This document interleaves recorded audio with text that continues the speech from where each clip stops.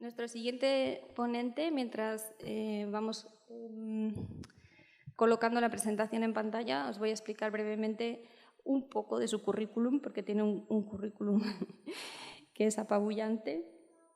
Es escultor, Miguel Sobrino es escultor y dibujante, se dedica también a la investigación y a la divulgación en el terreno de la historia del arte y de la arquitectura.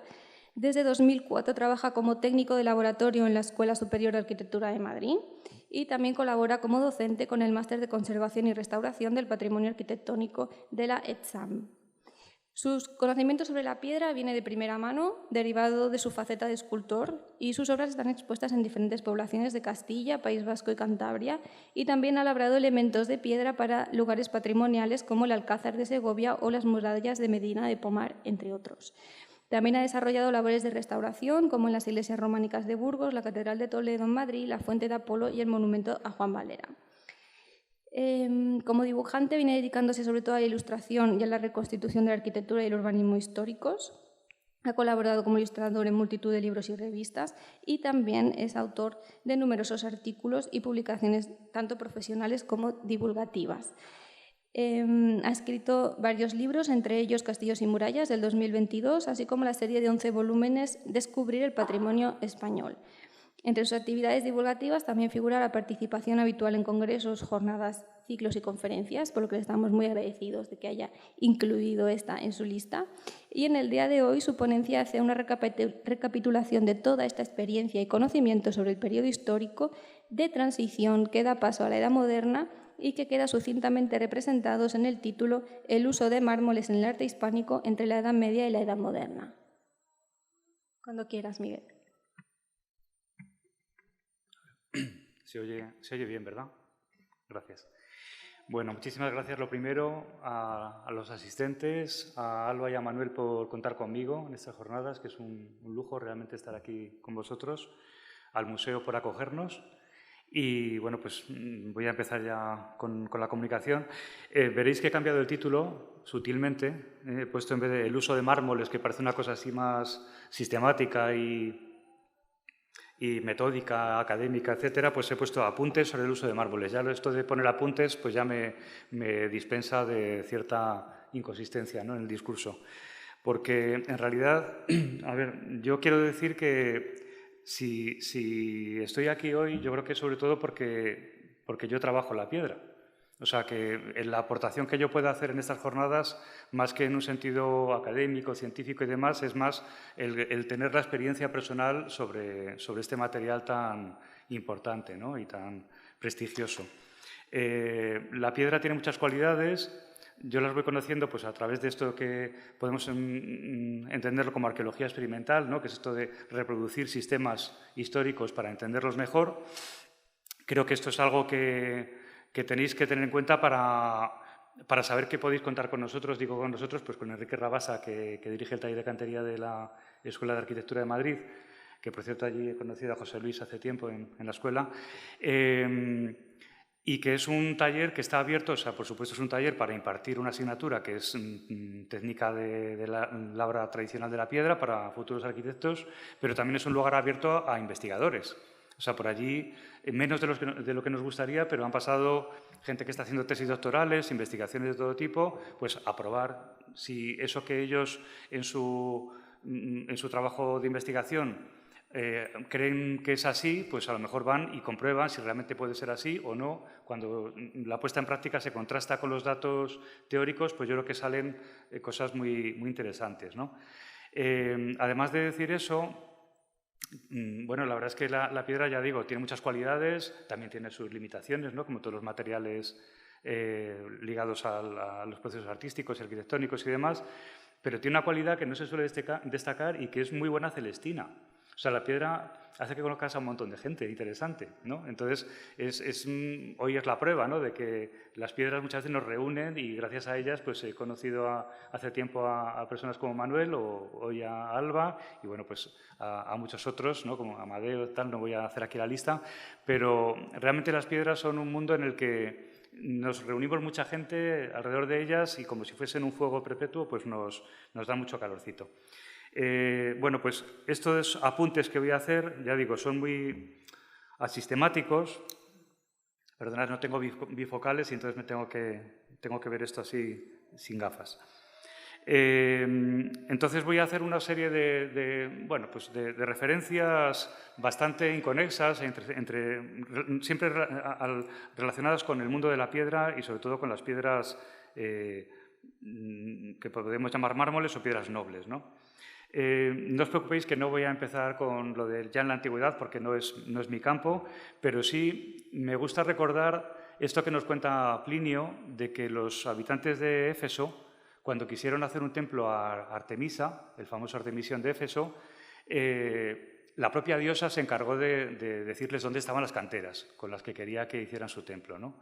Entonces, esto yo creo que es algo que nos hace entender muy bien la importancia que tenía el material, incluso aunque ese material luego fuera en parte patinado y nos dicen pintado, pero no es exactamente así, policromado, realzado, subrayado en algunos de sus rasgos, siempre ese material tenía un peso específico importantísimo. O sea, no era esta cosa de decir, bueno, vamos a hacer esto y a ver cómo lo hacemos. No, es que el material era un punto de partida insoslayable y absolutamente crucial. Y esto, aunque el Plinio, que yo sepa, no lo dice, pero es algo parecido a lo que pasó en Atenas, cuando los atenienses deciden reconstruir la Acrópolis después de esos primeros santuarios que eran de piedra caliza, cuyos restos están en el museo actual de la Acrópolis, es cuando encuentran las canteras del Pentélico, en las proximidades de Atenas. O sea, ¿cómo no pensar que se repitió, por decir así, ese mito, ¿no?, de decir, es que la diosa Atenea en este caso dijo, aquí tenéis la piedra con la que quiero que hagáis mi santuario, ¿no? Y precisamente a esa piedra, a ese mármol del Pentélico maravilloso, es en gran parte a lo que se debe la conservación y también el esplendor de las ruinas atenienses, ¿no? Entonces, bueno, pues cuando no tenemos a los dioses allí cerca dándonos canteras, ¿no?, pues lo que tenemos que hacer es mover las piedras de un lugar para otro. Y eso es lo que están haciendo estos pobres operarios en la librería en la antigua librería de la Catedral de León. Están moviendo con un grandísimo esfuerzo un bloque, que seguramente es una cornisa o algo así, en esta imagen inferior, pues arrastrándolo, pues en realidad es casi, en este caso es una cosa tan marginal que casi parece una especie de broma entre canteros, ¿no? Bueno, pues esto de los viajes de las piedras, que es tan apasionante y que en el caso de los mármoles antiguos pues conocéis también, ¿no? Y estos mármoles africanos, estos esfuerzos ingentes por traer fustes o piezas gigantescas a través del mar. Bueno, pues hay otros ejemplos menos conocidos, pero que yo creo que son muy, muy relevantes también cuando ya nos metemos en la Edad Media y vemos, por ejemplo, el monasterio de Piasca en Cantabria, que da en pie la iglesia románica. Bueno, pues esta iglesia tiene los mejores ejemplos de escultura románica de Cantabria, seguramente. ¿Y por qué? Pues aparte de la calidad artística, está también la calidad de la piedra. ¿Había una piedra así en Cantabria? No, no la había. Lo que había eran areniscas, mucho más, se disgregaban más, es más difícil hacer buenos perfiles, por ejemplo, cosas calados, cosas de las que tanto se aprovechan los escultores, ¿no?, a la hora de hacer relieves o esculturas. Entonces, en Piasca hicieron una cosa insólita, que fue traer la piedra para las partes labradas, capiteles, etcétera, desde Palencia, desde la actual Palencia, muy cerca del monasterio de San Andrés del Arroyo. Los que conozcáis San Andrés del Arroyo, recordaréis que allí están los capiteles seguramente más refinados de todo el Duecento español, por lo menos, ¿no?, del siglo XIII. Hay unas cosas realmente que parece, o sea, puedes meter las manos por detrás. No hay que hacerlo, claro, pero vamos, son unas hojas, unas ramas caladas hasta unos extremos que dices, aquí está el artista, por supuesto, la habilidad, pero también están las cualidades de la piedra. Hay piedras que no permiten, muchas piedras que no permiten hacer algo así. Bueno, pues desde esas mismas canteras llevaron un montón de bloques hasta el Valle de Liébana, que me imagino que lo conoceréis muchos, es una especie de anfiteatro natural cuya única salida es el desfiladero de la Armida, que va hacia el norte, hacia la costa. Para llegar desde Palencia hasta aquí hay que atravesar las montañas y hay que atravesarlas cargados de piedras, de toneladas de piedras, ¿no? Realmente el esfuerzo es ingente y da también una nueva referencia de la importancia que se le daba a la calidad de la piedra cuando se podía costear, incluso aunque en este caso, no sean mármoles exactamente, ¿no?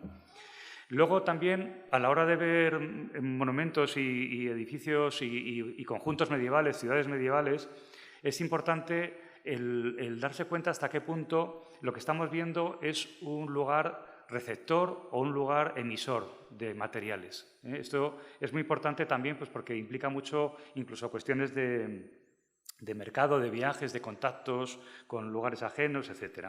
Y os pongo los ejemplos de Ávila y de Gerona, ¿no? El primer caso, Ávila, sería un caso clarísimo de un lugar receptor de materiales. ¿Qué pasa? ¿Que en Ávila no hay piedra? Por supuesto que sí, muchísima piedra, pero es una piedra muy problemática. Tenemos la piedra esta que acabamos de ver aquí, esta que es bicolor, que la llaman la piedra sangrante o piedra de la colilla, que es una piedra más blanda, pero que funciona muy mal a la intemperie. Se conserva, precisamente es tan irregular su textura, su constitución, que en la intemperie abulense, además, pues funciona bastante mal. Entonces, además, ¿qué tenemos? Pues un granito a espuertas. Tenemos muchísimo granito en Ávila, pero claro, es un granito de grano muy grueso y durísimo. Es tan duro que incluso algunos berracos están hechos con granitos de otros lugares. O sea, que es que realmente es un granito endiablado para poderlo labrar y que, por supuesto, no permite casi ningún tipo de labra escultórica o muy somera, ¿no? Entonces, Ávila, y aquí os he puesto así un ejemplo muy concentrado en la catedral, uno va a la catedral de Ávila y dice, bueno, es que la portada de los apóstoles está hecha con piedra caliza de Segovia, pero es que luego hay tumbas de pizarra de Toledo, y hay mármol de Italia, como esta Piedad de Juan Bautista Vázquez el Viejo, y hay alabastro de Cogolludo, alabastro de Guadalajara, y también hay yeso, porque esto es algo que estaba inédito. Los capiteles de la Girola son de yeso, no son de piedra caliza. Son románicos del siglo XII, pero que es que con la piedra local no se podía realmente hacer lo que ellos querían hacer, el nivel de sofisticación y de relieve que querían hacer.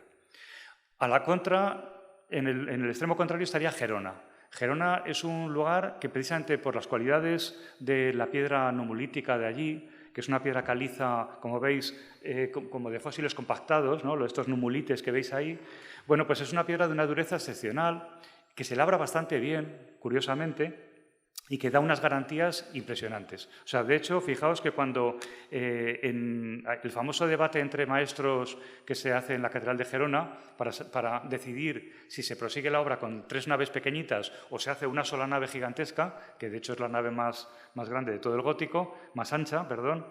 Bueno, pues una de las cosas, de los argumentos que se ponían a favor de hacer esa única nave es que la piedra de Gerona era muy buena y se podía confiar en esa piedra para poder hacer bóvedas y estructuras y contrafuertes que realmente diesen lugar a una obra duradera y con todas las garantías, ¿no?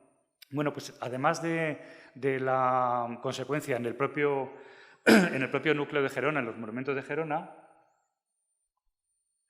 esa piedra fue luego un material que se exportó a muchísimos otros lugares. Se exportó desde luego a Valencia, se exportó por toda Cataluña, se exportó a Italia, daba pie a hacer estas columnillas finísimas, ¿no?, de los parteluces góticos, que son impensables con un material que no tuviese una cohesión realmente excepcional, ¿no? Aquí os he puesto una foto antigua del puerto de San Feliu de Guíxols, que era de donde salía la piedra de Gerona, allende el mar. Los mármoles, por supuesto que se han apreciado siempre. Voy a ir un poquito rápido para no... La puerta de las platerías de Santiago de Compostela tiene estas columnas de mármol que seguramente son las mismas que trajo de Portugal Alfonso III para su basílica prerrománica y que luego se retallaron, se reaprovecharon en la catedral románica, ¿no? Y luego en otro pequeño edificio que es como es la iglesia de San Estevo de Ribas de Miño, donde también se combinan los fustes de granito y los de mármol y donde nos podemos acercar, quizá con más confianza que en Santiago, ¿no? Y podemos tocar y darnos cuenta de que la cualidad del mármol realmente es algo muy especial, que no es solamente la belleza de las vetas y demás, sino que hoy en día que tenemos esta profilaxis de que nos impide tocar las cosas, nos impide acercarnos a ellas, bueno, pues cuando podemos tocar, cuando nos dejan, eso añade todavía más valores a una piedra como el mármol. Estos viajes, por supuesto, son en todas direcciones. El mundo andalusí no es en absoluto ajeno a ello. Y a mí me gusta comparar estas imágenes porque tenemos, por un lado, la Giralda, que está hecha en gran parte con materiales aprovechados, de Medina Zahara, de Roma, materiales visigodos, en esas columnas, esos capiteles, pero a la vez luego Sevilla se convierte en otro centro emisor a través del expolio de los conquistadores, ¿no? Santander fue una de las ciudades que más aportó gente para la conquista, en la época de Fernando III el Santo, que llamamos, en el siglo XIII. Bueno, pues gracias a eso, o a raíz de eso, tenemos, por ejemplo, en la Catedral actual de Santander una pila andalusí de mármol que está allí colocada y que seguramente procede, pues igual que las cadenas del puerto de Sevilla que están en Santa María de Laredo, pues de esa conquista del siglo XIII. Esto pasó muy rápido por ello, la importancia que daban los reyes medievales a los materiales reaprovechados, ¿no? Juan Carlos Ruiz Souza, tan recordado, hablaba mucho del Palacio de Pedro I en Sevilla, del significado tan hondo que tenían estos mármoles aprovechados, el pórfido que aprovecha los reyes de Aragón, el Palacio de Santes Creus. De Valencia, por supuesto, no hablo porque Amadeo lo va a hacer muchísimo mejor y más extensamente que yo. Esto es algo muy usual, nos acordamos todos de la bañera de pórfido de la tumba de Pedro el Grande, ¿no? en Santes Creus, pero mucho antes, por ejemplo, estaban las de los condes de Castilla en San Pedro de Arlanza, que hoy en día están en Covarrubias, pues también eran mármoles aprovechados, ¿no? Y solamente por acabar este apartado tan breve sobre la importancia del mármol, fijaos Santa María del Mar. Santa María del Mar es un edificio tan excepcional que muchas veces es tan apabullante que se nos olvida mirar los detalles, ¿no? Y entonces en esta iglesia de barrio, del barrio de los marineros de allí de Barcelona, se nos olvida mirar que la portada principal, digo se nos olvida porque yo me di cuenta muy tarde, se nos olvida que el dintel que cubre esa puerta es un bloque de mármol único, que es realmente una pieza excepcional y que en su día fue de las cosas que más se apreciaban en este edificio. El esfuerzo que supuso traer desde Italia un bloque para poder labrarlo y poderlo colocar en la puerta principal de la iglesia de Santa María del Mar. Bueno, pues no puedo evitar poneros esta otra imagen, ¿no? La mal llamada Catedral del Mar.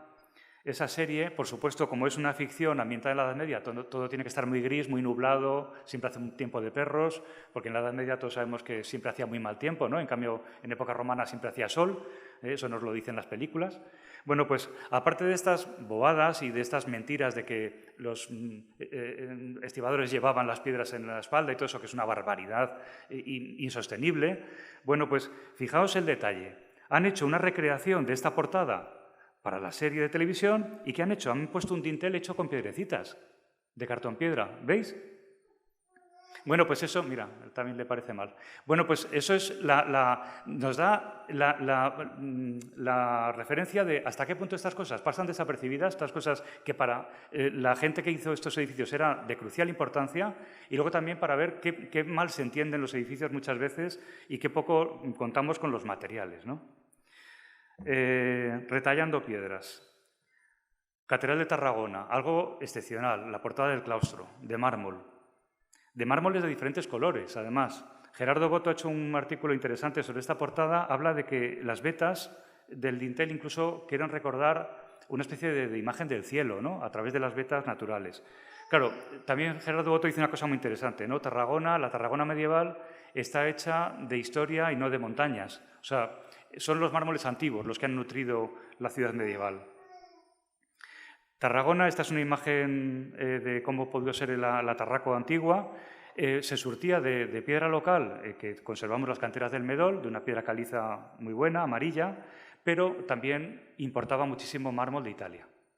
Entonces, los mármoles que vemos allí son mármoles foráneos, no son locales. Y con esos mismos mármoles se hacían nuevas obras en la Edad Media. Aquí antes ha salido el sepulcro de Juan de Aragón, que es una pieza excepcional de escultura medieval hecha en un bloque de mármol antiguo, porque no había mármol local en Tarragona. Pero es que fijaos el caso de Raimundo Rocafort, este sepulcro en Barcelona, en la Catedral de Barcelona, que directamente esta parte es de alabastro, pero es que la cabeza es una cabeza romana aprovechada.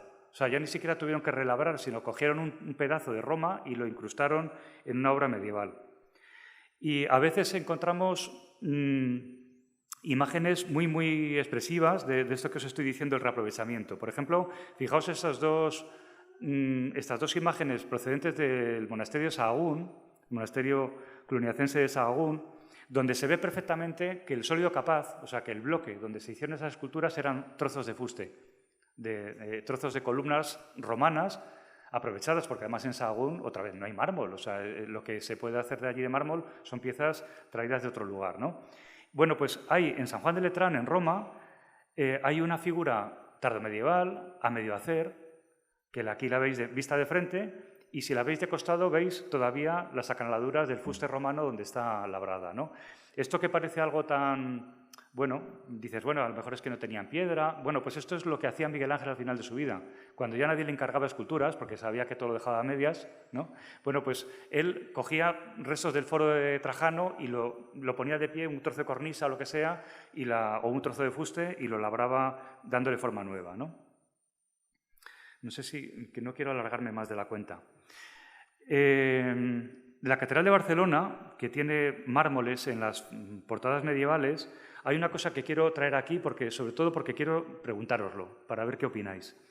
La Catedral de Barcelona tiene algo muy raro, que es que la fachada es nueva, como sabéis, la fachada occidental. Bueno, pues fijaos estas imágenes. Esto sería un muro tal y como lo solemos hacer en España o en Francia.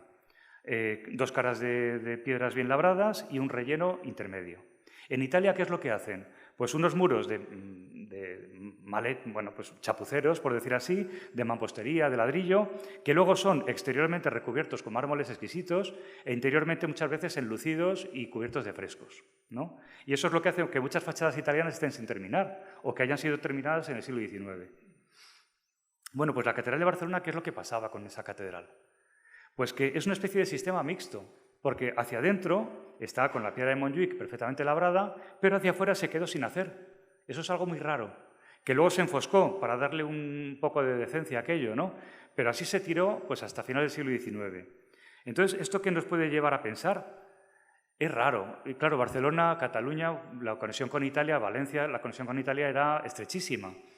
En Barcelona tenemos, y en Cataluña tenemos muchos ejemplos de cosas italianizantes, ¿no? San Félix de Gerona, una fachada marmórea en Puigcerdá, perdonad, Santo Domingo de Puigcerdá. ¿No sería que la Catedral de Barcelona preveía una fachada a la italiana, una fachada marmórea?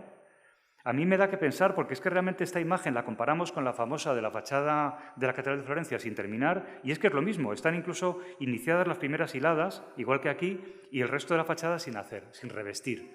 Es muy raro que revistas una fachada con la misma piedra con la que has hecho el resto del edificio. O sea, es que estás reservándolo para un material mejor.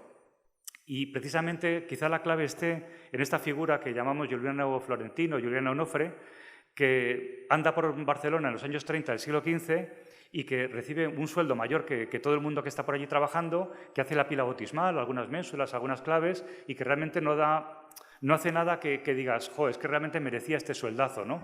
A lo mejor es que era una persona que estaba por allí porque había un plan para hacer una fachada de mármol, que bueno, pues que algún día habrá que seguir investigando para ver si realmente eso era el quid de la cuestión, ¿no?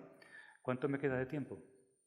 10 minutos, bueno, fenomenal. Bueno, pues ya para ir terminando, os cuento la otra historia que os quería contar principal, porque una era esto de la posible idea de que hubiera un proyecto para hacer una fachada de mármol, que además precisamente hiciera que prevaleciera la Catedral de Barcelona sobre las iglesias de barrio que estaban creciendo de forma tremenda, ¿no? El Pi, Santa María del Mar. Y la catedral se estaba quedando un poquito como achantada, ¿no?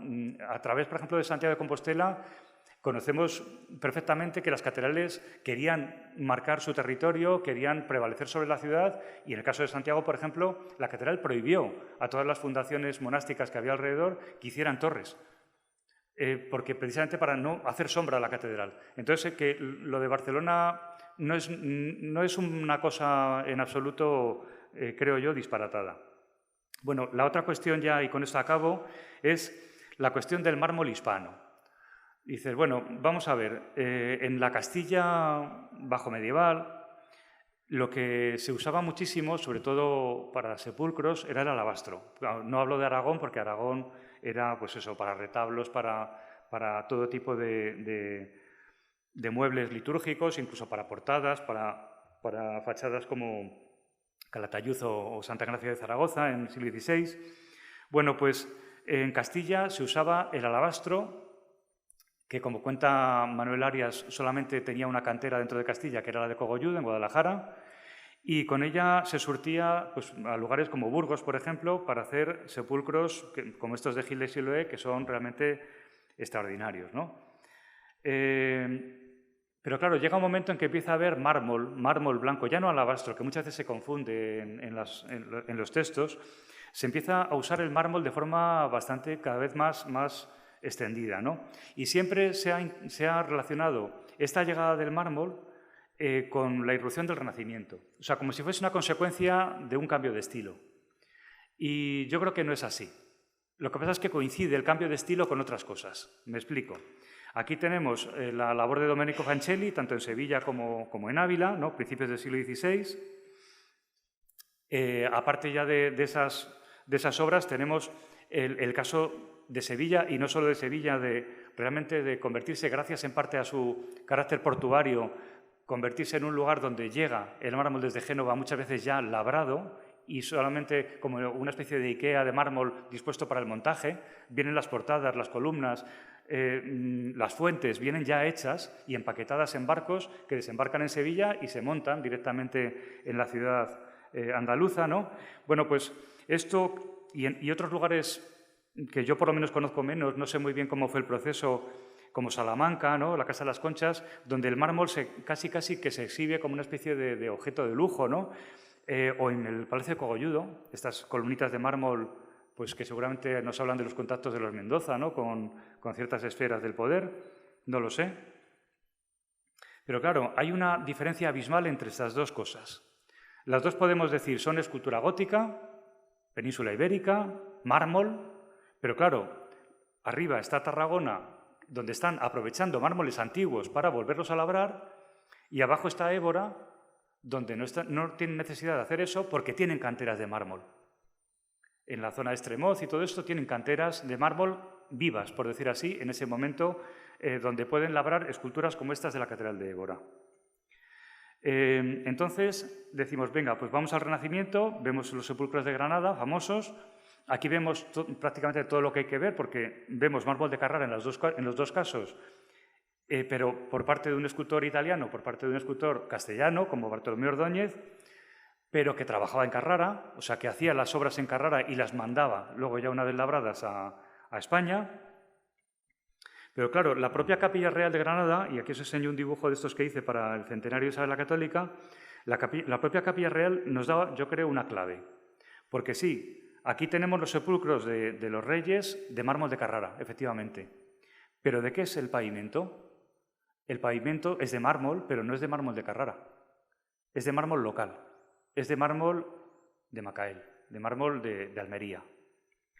¿Qué ocurre? Que claro que había mármol en España, en la España medieval, pero no estaba en manos cristianas.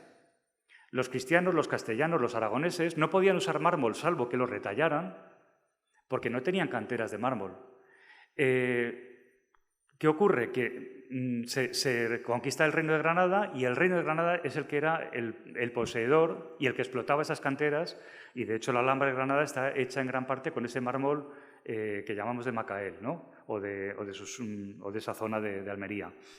Entonces, lo que ocurre es que coincide en el tiempo la llegada estilística del Renacimiento a España, a Castilla, y también la apropiación por parte de los reinos cristianos, del Reino de Castilla, de las únicas canteras de mármol que existían en España, que son las de Almería, porque ya os digo que en Portugal, por ejemplo, sí que había canteras propias.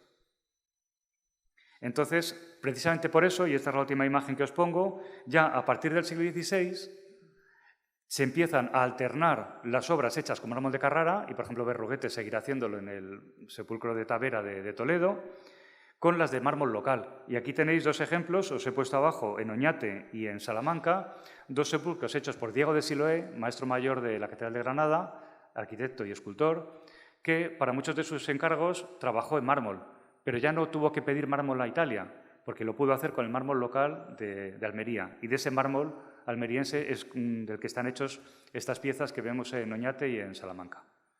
Y ya con esto he terminado. Así que muchísimas gracias y seguimos hablando.